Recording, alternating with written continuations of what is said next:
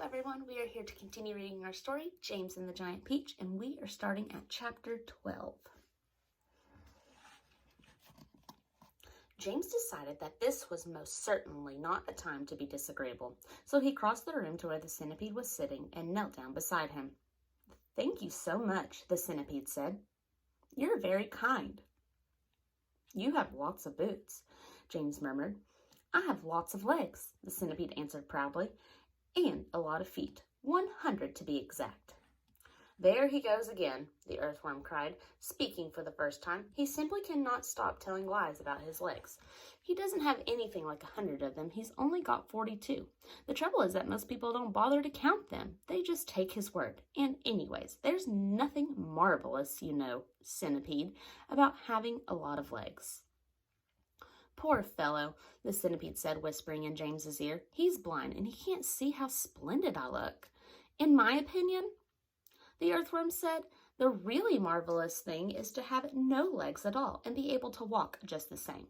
"You call that walking?" cried the centipede. "You're a slitherer. That's all you are. You just slither along."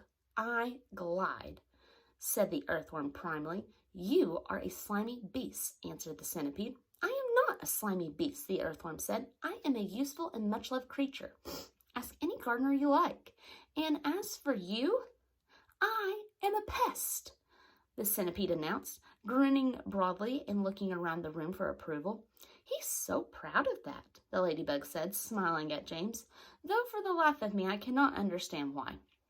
"I am the only pest in this room," cried the centipede, still grinning away, "unless you count old green grasshopper over there, but he is long past it now.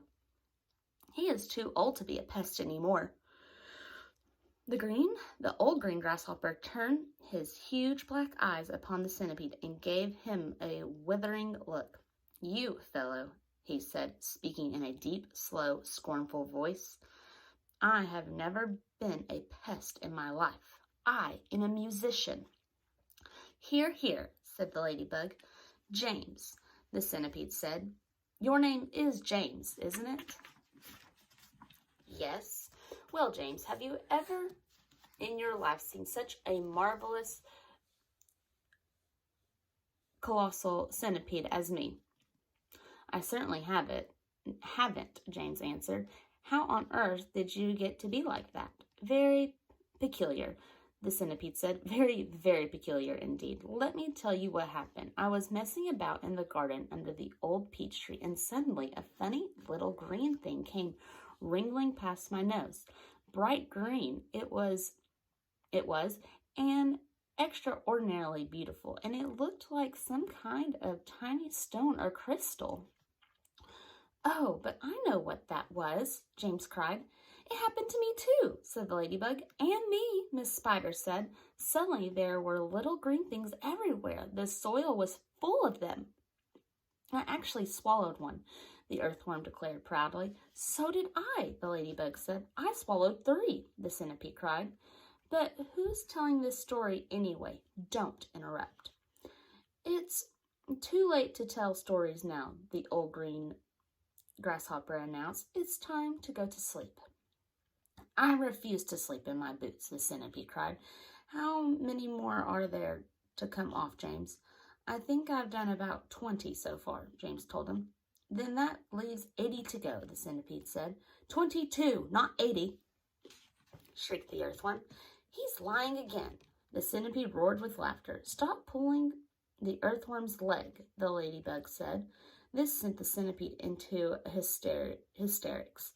"Pulling his leg," he cried, wriggling with glee and pointing at the earthworm. "Which leg am I pulling? You tell me." James decided that he'd rather liked the centipede.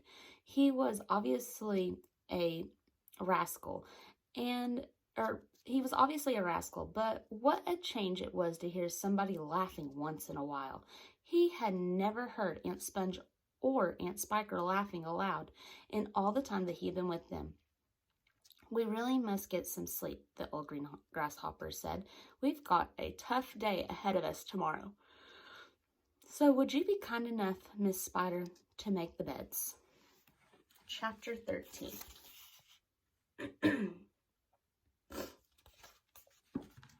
A few minutes later, Miss Spider had made the first bed. It was hanging from the ceiling, suspended by a rope of threads at either end, so that it actually looked more like a hammock than a bed. But it was a magnificent affair, and the stuff that it was made of shimmered like silk in a pale light. "I do hope you'll find it comfortable," Miss Spider said to the old green grasshopper. "I made it as soft and silky as I possibly could. I spun it with a gossamer, which is much better than the quality of thread which is a much better quality thread than the one I use for my own web." "Thank you so much, my dear lady," the old green grasshopper said, climbing into the hammock. "Ah, this is just what I needed. Good night, everybody. Good night." Then Miss Spider spun the next hammock, and the ladybug got in. After that, she spun a long one for the centipede, and it was even longer and a even longer one for the earthworm. "How do you like your bed?" she said to James when she came to his turn. "Hard or soft?" "I like it soft, thank you very much," James answered. "For goodness sake, stop staring around the room and get on with my boots," the centipede said. "You and I are never going to get any sleep at this rate, and kindly line them up neatly in pairs as you take them off. Just don't throw them over your shoulder." James worked away frantically on the centipede's boots. Each one had laces in that had to be untied and loosened before he could pull it off to make matters worse. All of the laces were tied up in the most complicated knots that had to be unpicked with your fingernails. It was just awful. It took about 2 hours, and by the time that James had pulled off the last boot of all and lined them up in a row on the floor, 21 pairs altogether, the centipede was fast asleep. "Wake up, centipede," whispered James, giving him a gentle dig in the stomach. "It's time for bed." "Thank you, my dear child," the centipede said, opening his eyes. Then he got down off the sofa and ambled across the room and crawled into his hammock. James got into his own hammock, and oh, how soft and comfortable it was compared with the hard bare boards that his aunts had always made him sleep upon at home. "Lights out," said the centipede drowsily. Nothing happened. "Turn out the light," he called, raising his voice. James glanced around the room, wondering which of the others he might be talking to, but they were all asleep. The old green grasshopper was snoring loudly through his nose. The ladybug was making a whistling noise as she breathed, and the earthworm was coiled up like a spring at one end of his hammock, wheezing and blowing through his open mouth. As for Miss Spider, she had made a lovely web for herself across one corner of the room, and James could see her crouching right in the very corner of it, mumbling softly in her dreams. "I said, turn out the light," shouted the centipede angrily. "Are you talking to me?" James asked him. "Of course I'm not talking to you," said the centipede. Answered, "That crazy glowworm has gone to sleep with her light on."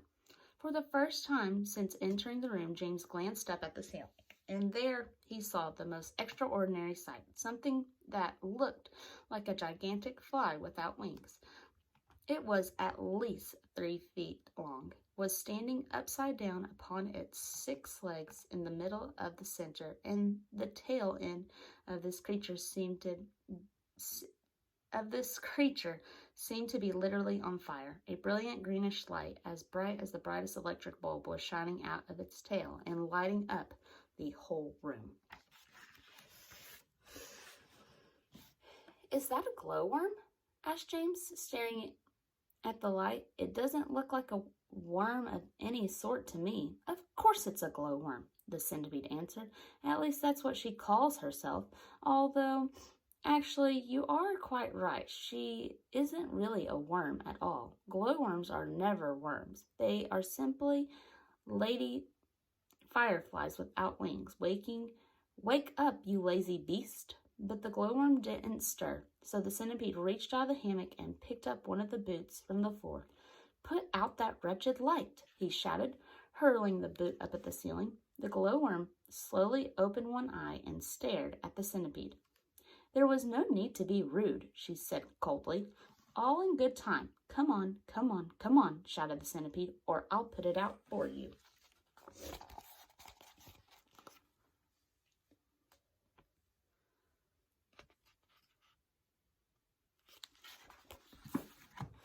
"Oh, hello, James," the glowworm said, looking down and giving James a little wave and a smile. "I didn't see you come in. Welcome, my dear boy, welcome, and good night." Then click, and out went the light. James Henry Trotter lay there in the darkness with his eyes wide open, listening to the strange sleeping noises that the creatures were making all around him, and wondering what on earth was going to happen to him in the morning. Already he was beginning to like his new friends very much. They were not nearly as terrible as they looked. In fact, they weren't really terrible at all. They seemed extremely kind and helpful in spite of all the shouting and arguing that went on between them. "Good night, old green grasshopper," he whispered. "Good night, Ladybug. Good night, Miss Spider." But before he could go through them all, he had fallen fast asleep.